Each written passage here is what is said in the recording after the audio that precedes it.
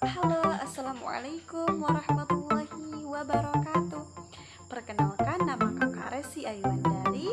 Tentunya pada video kali ini kita akan membahas materi yang sangat menarik. Apa tuh?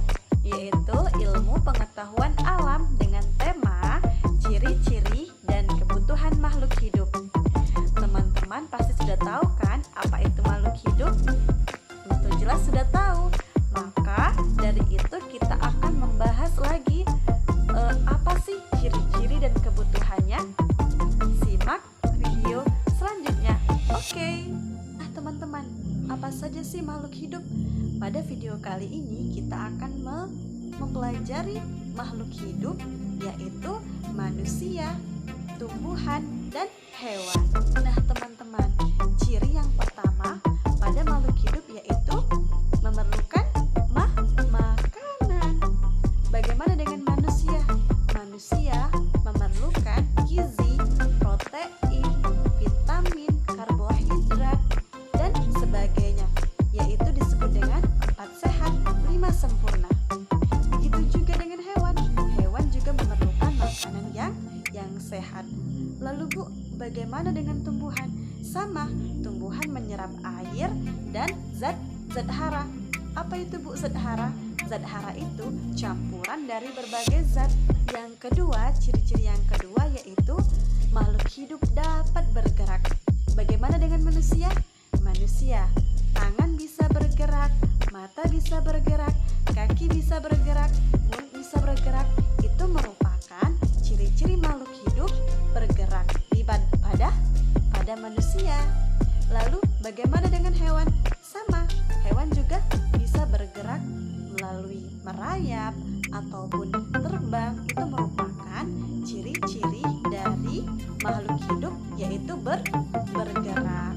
Lalu Kak, bagaimana dengan tumbuhan? Bagaimana kita bisa melihat pergerakannya? Kita ambilkan contoh putri malu. Nah, ketika daun putri malu itu kita sentuh, maka apa yang akan terjadi? Ia akan menutup. Nah, dari sanalah bahwa tumbuhan itu bergerak melalui daunnya. Ia bisa bergerak melalui daun, akar maupun batang. Oke, selanjutnya yang ketiga. Nah, yang ketiga ini apa?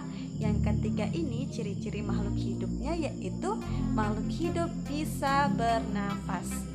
Nah, pada manusia, bernafas itu menghirup oksigen lalu mengeluarkan karbon dioksida melalui hidung. Lalu bagaimana dengan hewan? Dengan hewan berbeda, ia menggunakan paru-paru. Lalu bagaimana dengan tumbuhan, Bu? Dengan tumbuhan, ia bernapas menggunakan stomata. Nah, yang keempat apa? Bahwa ciri-ciri makhluk hidup yaitu ia dapat tumbuh. Contoh pada manusia, ketika ia dilahirkan menjadi bayi. Setelah bayi ia akan menjadi anak-anak. Setelah anak-anak ia akan menjadi remaja. Setelah remaja baru ia akan menjadi dewasa. Nah, proses itulah yang dinamakan bahwa makhluk hidup itu bertumbuh.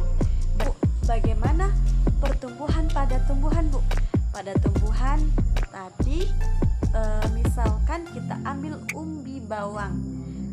Ia pertama akan menjadi umbi. Setelah disiram beberapa hari, ia akan tumbuh tunas. Setelah tunas, maka akan tumbuhlah daun, setelah itu menjadi umbi yang besar dan tinggi. Bagaimana pertumbuhan makhluk hidup pada hewan? Kita ambil contoh kupu-kupu ya. Nah, pada kupu-kupu itu apa yang pertama? Yang pertama itu telur. Setelah telur itu akan menjadi ulat. Setelah ulat akan menjadi kepompong. Setelah itu menjadi kupu-kupu muda. Setelah itu baru menjadi kupu-kupu dewasa. Nah, dan ciri-ciri makhluk hidup yang terakhir yaitu makhluk hidup dapat berkembang biak. Nah, bagaimana dengan manusia? Manusia dapat berkembang biak dengan cara melahirkan. Bagaimana dengan hewan?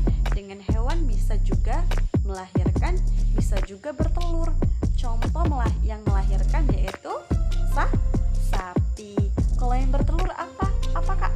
Yang bertelur contohnya seperti katak ataupun ikan. Kalau pada tumbuhan, bagaimana perkembangbiakannya? Ada dua jenis, secara alami dan buatan. Secara alami bagaimana pertumbuhannya, perkembangbiakannya?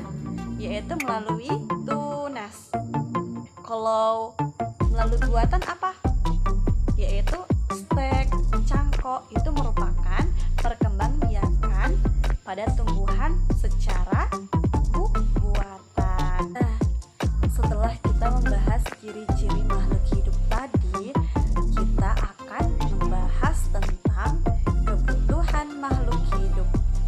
Tentunya kita sebagai makhluk hidup banyak memerlukan kebutuhan untuk mencukupi kehidupan kita. Yang pertama, kebutuhan apa? Yaitu kebutuhan makanan. Tentunya jika kita tidak diasupi dengan makanan, maka tubuh kita akan terasa lemas dan lapar. Jadi fungsi makanan itu selain untuk memperkuat tubuh, juga untuk membangun tubuh dan pengatur tubuh. Bagaimana dengan kebutuhan di udara? Tentunya kita sebagai makhluk hidup memerlukan udara untuk bernafas.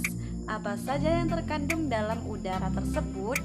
Ada oksigen, ada karbon dioksida, dan nitrogen. Lalu kebutuhan apa lagi yang diperlukan makhluk hidup? Yaitu kebutuhan air. Tentunya air ini menjadi bahan pokok kita dalam kehidupan sehari-hari. Misalkan ketika kita tenggorokan kita terasa kering, maka kita akan membutuhkan air. Dan fungsi air yaitu untuk melarutkan makanan dan mengangkut sari makanannya. Dan yang terakhir, kebutuhan makhluk hidup yaitu tempat tinggal. Kita sebagai makhluk hidup tentunya perlu tempat tinggal, tempat untuk berteduh dari panasnya terik matahari, hujan. Bagaimana dengan hewan? Hewan juga perlu tempat tinggal, entah itu di darat, entah itu di laut.